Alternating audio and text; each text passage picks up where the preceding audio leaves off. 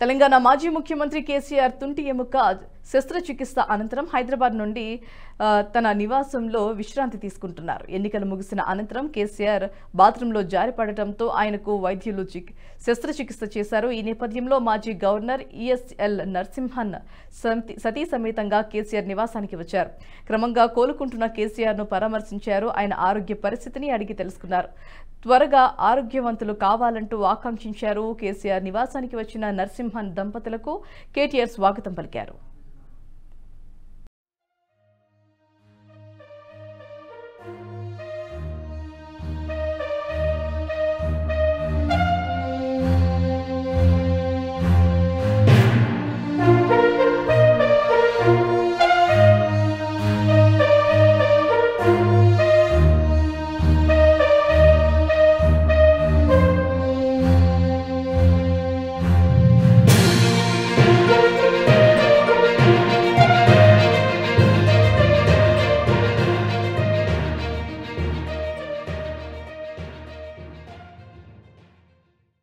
ఈ వీడియో మీకు నచ్చినట్టయితే లైక్ చేయండి, 10 మందికి షేర్ చేయండి. అలాగే కామెంట్ల రూపంలో మీ అభిప్రాయాలను మాతో పంచుకోండి. Nationalist hub group of channels ను సబ్స్క్రైబ్ చేసుకుని తెలుగునాట జాతీయవాద జర్నలిజాన్ని ప్రోత్సహించండి. ఈ వీడియో కింద ఉన్న బెల్ ఐకాన్ పై క్లిక్ చేయడం మర్చిపోవద్దు.